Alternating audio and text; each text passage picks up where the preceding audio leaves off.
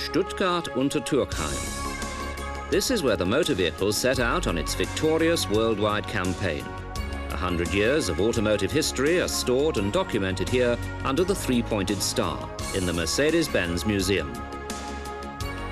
Thousands of visitors from all over the world come here to experience automotive history at first hand.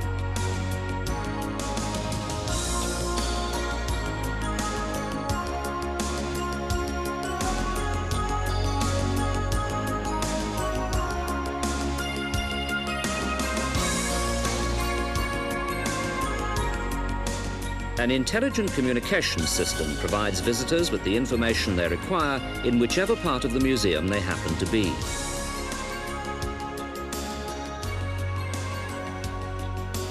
Our journey begins. Here we see the world's first motor vehicle. Gottlieb Daimler, true to his maxim of putting engines to use wherever appropriate, installed an engine in this two-wheeler in 1885.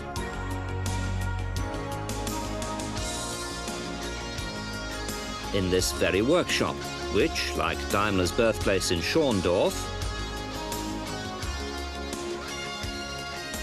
and the residence of Karl Benz in Ladenburg, are still open to the public today. The busts of Gottlieb Daimler and Karl Benz can be seen in the museum. Benz never lost sight of his objective of constructing a motor vehicle, and so we find his patent motor car from 1886 alongside Daimler's horseless motor carriage.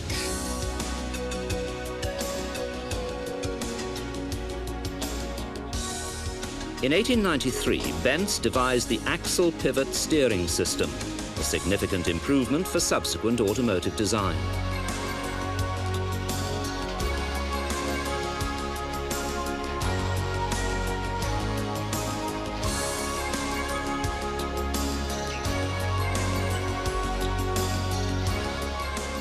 Motorized carriages soon became a common sight on the roads. The coachmen became chauffeurs, and the horseless carriages were now cars. Moving pictures had also been invented by this time. The film documentation from that era can be viewed in the museum today.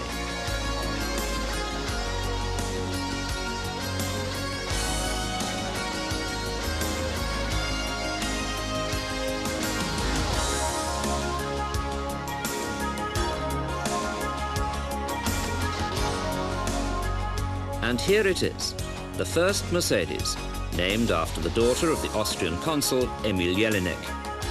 He'd ordered an entire year's production from Daimler, 36 cars in all.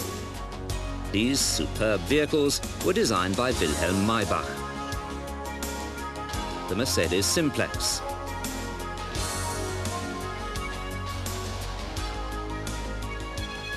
Karl Benz countered with his Parsifal.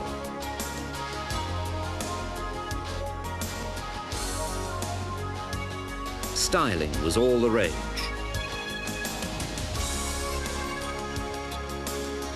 The vehicles are a testimony to an exciting era.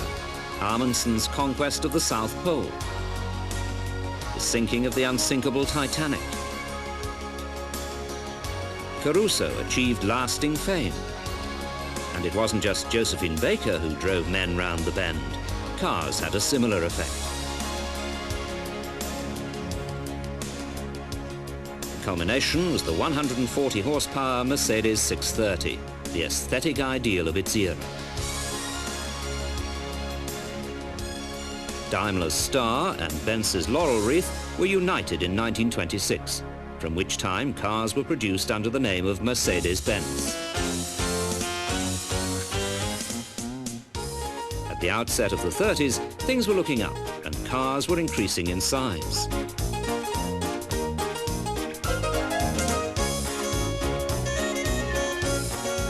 The largest of all was his, in marine grey, with his own coat of arms in place of the star. Although living in exile, he remained active. Kaiser Wilhelm II.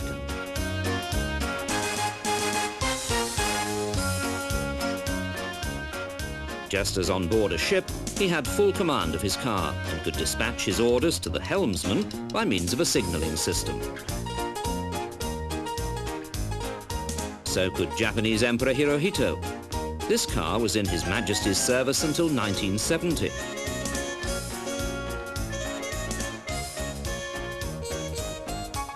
Mercedes were owned and driven by emperors, kings, aristocrats, politicians, film stars and poets. They wouldn't settle for anything less. And in many films, Mercedes cars played more than a mere supporting role.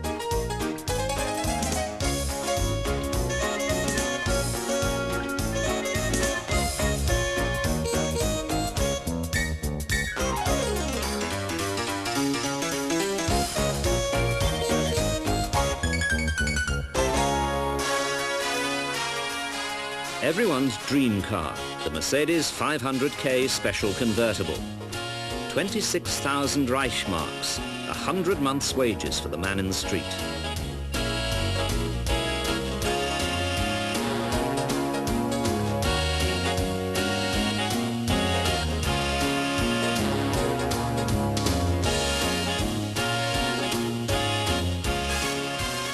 This one was a little more affordable. The Mercedes-Benz 260D, made in 1936. The first car to be fitted with a diesel engine. It was everywhere to be seen as a taxi. The culmination of 8-cylinder automotive engineering, the 770. The 170V. More of these were built prior to the war than any other Mercedes-Benz vehicle. And it was the last. The Unterturkheim plant in 1945, at the site where the museum now stands. But things soon picked up again where they left off before the war. Production of the 170 was resumed. There were now petrol-driven and diesel models. This is what the 170 looked like until the mid-50s.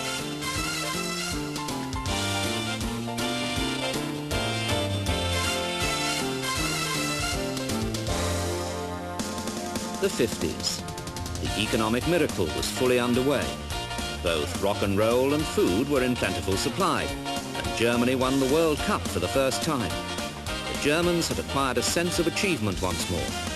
1951 saw the appearance of the new Mercedes-Benz showpiece, the 300. The nostalgia surrounding a car and many of its owners. Federal Chancellor Konrad Adenauer was one of them.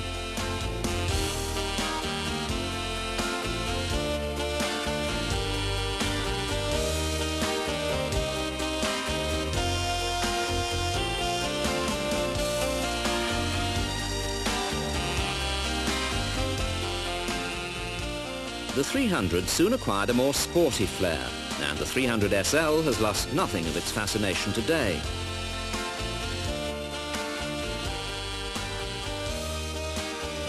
Marilyn Monroe, Elizabeth Taylor, Gary Cooper, Gregory Peck, Sophia Loren, Gina Lollobrigida, Jascha Gabor, Herbert von Karajan, Pablo Picasso. One could go on and on. For a change, they were fans themselves, fans and proud owners of this extraordinary sports car.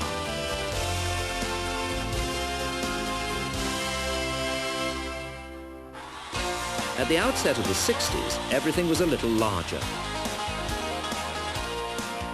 So it was only a matter of time before the Mercedes-Benz 600 appeared. Federal Chancellor Ludwig Erhard used this car as a state limousine, as did Charles de Gaulle, Leonid Brezhnev, John F. Kennedy and Queen Elizabeth. Others are still doing so today.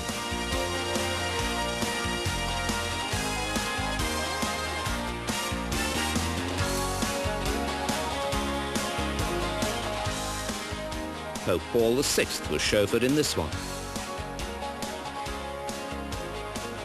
A landaulet with a comfortable elevated seat, it could be opened up like a convertible.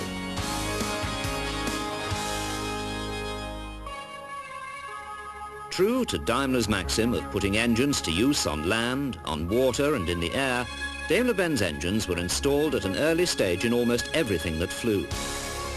To the present day, many a Daimler-Benz engine has taken to the air.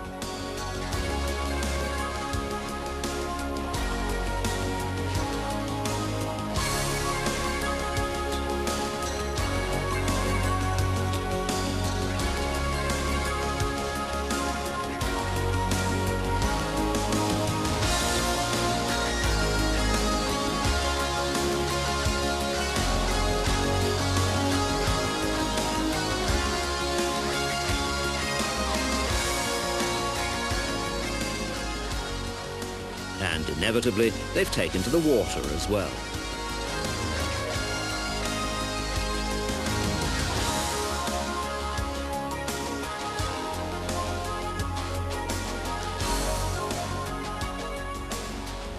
But let's now return to the car.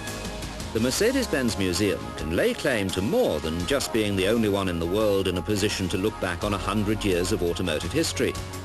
It's also unique in its complete documentation of a century of motor racing history.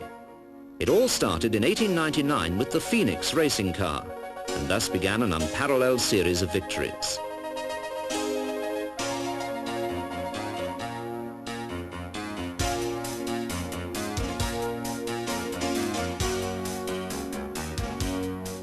In 1911, the Lightning Benz attained a speed of 228 kilometers per hour, a record which stood for 8 years.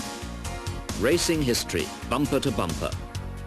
On the eve of the Eiffel race in 1934, the white W25 was suffering from overweight. The paintwork had to be removed overnight, exposing the gleaming silvery body shell. The Silver Arrow era had begun.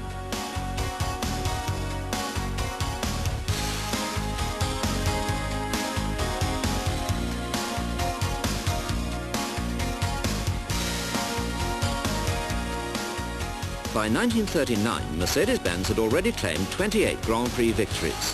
Von Brauchitsch, Caracciola and Lang were the heroes of their day.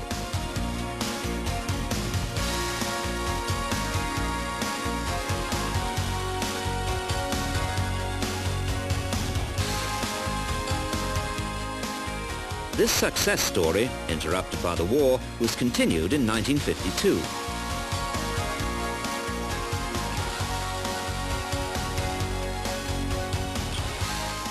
Carl Kling won the Carrera Panamericana in his 300 SL.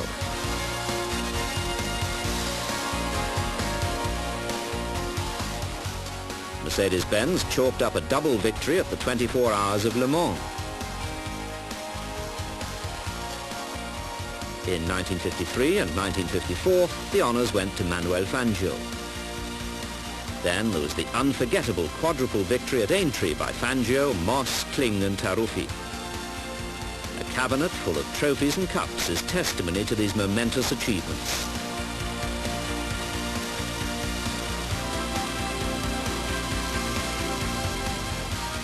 In 1989, the tradition of the Silver Arrows was revived with the C9. After an absence of 34 years from the racing circuits, Mercedes-Benz has now become world champion once more. Many insights gained from racing experience have found their way into standard production, and we can therefore conclude our tour with the vehicles that can be seen every day on the roads and with which we're all familiar.